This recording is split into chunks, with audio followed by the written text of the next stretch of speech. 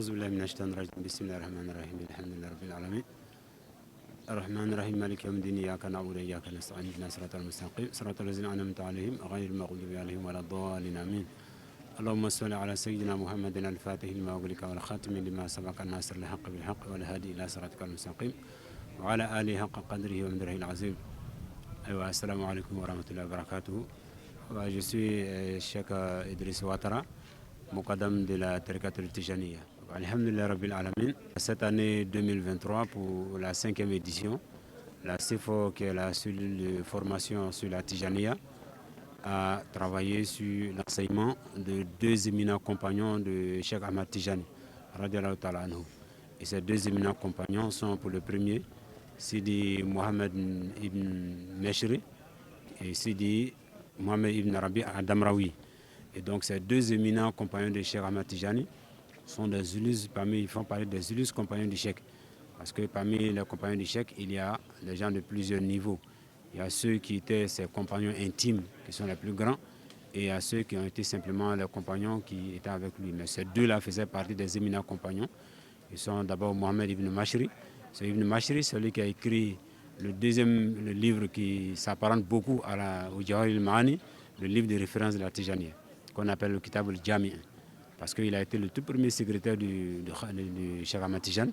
Et donc en tant que son secrétaire, celui qui consignait toutes ses lettres, qui écrivait ses messages, et donc qui faisait la lecture de ses messages, et puis donc tous ses enseignements, il les écrivait, jusqu'à ce que le Cheikh désigne expressement par la volonté du prophète Al-Harazim comme son secrétaire, le premier secrétaire. Et d'ailleurs même il a écrit que Mohamed ibn Mashri a été le premier mouride de Cheikh Ahmad Tijani dans la Tariqa Tijaniya.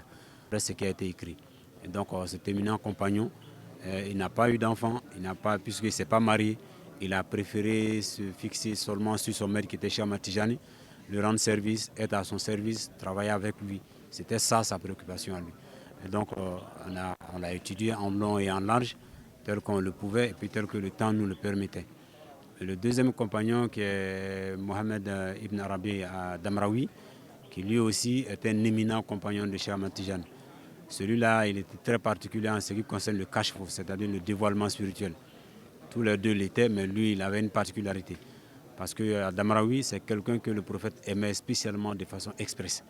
Et à telle enseigne que le prophète sallallahu alayhi wa sallam a dit à Cheikh Ahmad Tijani, il faut prendre soin de Damraoui.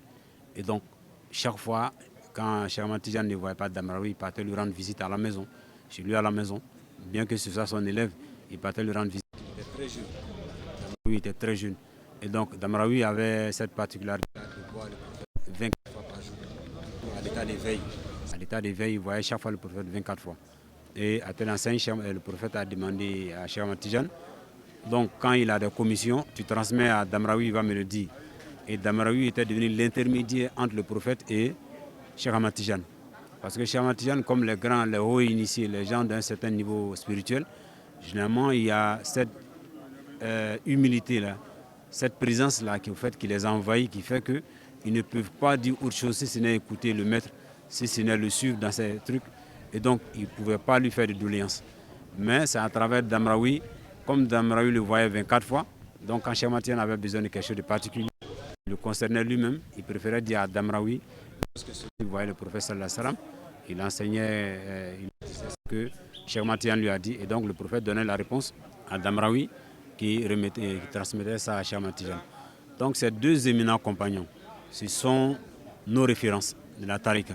Parce que Damraoui est décédé à 28 ans. 28 ans, et Ibn Mashri est décédé 6 ans avant Cheikh Ahmad Tijani. Et Ibn Mashri a été enterré entre le père et la mère de Cheikh Ahmad Tijani. Et donc à Aïn Madi. Donc c'est dit que c'est des gens qui étaient tellement proches de Cheikh Ahmad Tijani que leur connaissance, la connaissance de leur vie nous permet à nous autres Tijani de savoir réellement qui est Cheikh Ahmad Tijani. Parce que ceux-là ont connu certaines dimensions de Cheikh Ahmad Tijani que nous, on ne peut pas connaître de façon directe. Mais en lisant leur vie, on arrive à comprendre réellement qui était Cheikh Ahmad Tijani, parce que c'était des hommes de science. Mashri était un homme de science, c'était un imam, c'était un savant. Damraoui, c'était pratiquement la même chose. C'était un pieux serviteur, c'était un évocateur de Dieu, c'était un travailleur avant de rencontrer Cheikh Ahmad Tijani. Et ce Narabi, il a eu pour particularité d'avoir vu la station de Cheikh Ahmad Tijani. Lorsqu'il a vu la station de Cheikh Ahmad Tijani, il était tellement étonné tellement ébahi par cette station. Il a préféré d'abord cette station pour lui-même parce qu'il ne savait pas à qui appartenait cette station sur le plan spirituel. Quand il a découvert la station la première fois, c'est une station qu'on n'atteint pas par héritage. En d'autres termes, lorsque le détenteur de cette station s'installe, c'est définitif. Même après sa mort terrestre, personne d'autre ne s'installe sur cette station. C'est pourquoi on dit qu'on n'hérite pas de ça. Et donc quand il a vu cette station pour la première fois, au début, il a voulu cette station pour lui-même, à Damraoui. Mais arrivé un moment, il a eu peur. Il a eu peur par respect et puis aussi par convenance spirituelle. Parce que sur le plan spirituel, quand tu demandes quelque chose à Dieu ou au prophète, alors que tu n'as pas droit à cette chose, il y a un gros risque.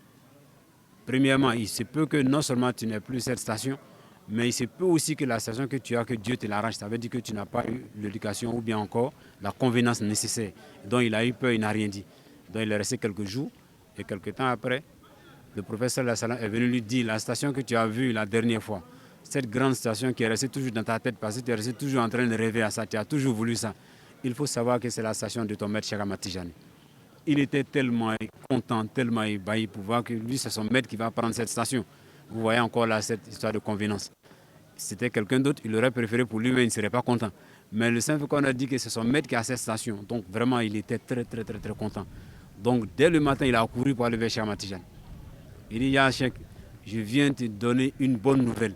Mais avant que je ne te le dise, je veux que tu prennes 2 garanties pour moi. Le Cheikh lui dit, quelle garantie?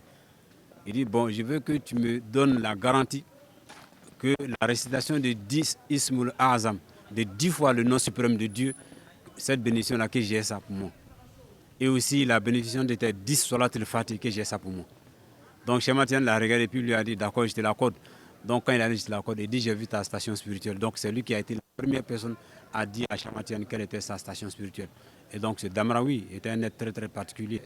Après cela, donc, quelques temps après, il a changé, c'est-à-dire il a quitté ce monde-là, qu'il est décédé. Et donc à son décès, c'est quelque chose qui a beaucoup affecté Cheikh Ahmad Tijani. Et je crois 6 mois après, il va rencontrer après le remplaçant de Damraoui, qui est celui qu'on appelle Harazim Barada. Donc Harazim Barada qui va remplacer Damraoui dans la même mission qui était de contact entre Cheikh Ahmad Tijani et puis le prophète.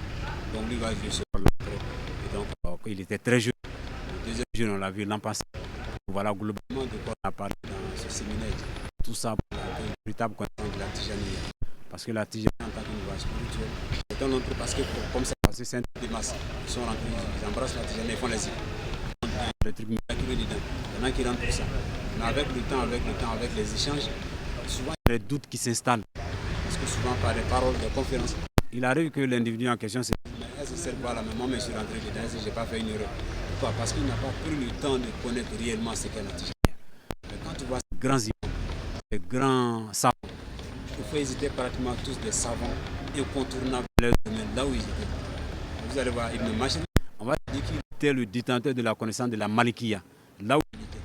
La Malikiya, c'est le Mazhab Maliki. Donc, c'est des savants. Si après tout cela, ces gens-là ont décidé de tout laisser pour suivre Cheikh Ahmad Tijani, c'est qu'ils savent qu'ils détiennent quelque chose qu'eux, ils n'ont pas eu auprès de Dieu. Actuellement, nous, notre mission à travers la CEFO, c'est surtout d'enseigner ce qu'est la Tijania. À travers le compagnon de Cheikh Ahmad Tijani, quand tu vois ces hommes-là, toi-même tu sais que ce être-là, ce être qui était Cheikh Ahmad Tijani, ce n'est pas un homme simple. Et donc tous ceux qui sont venus après, que nous connaissons ici en Afrique subsaharienne, même au Maghreb, tous ces grands savants dont on cite les noms, n'ont pas fini. Tous ces hommes-là se sont dépassés seulement dans l'amour de Cheikh Ahmad Tijani.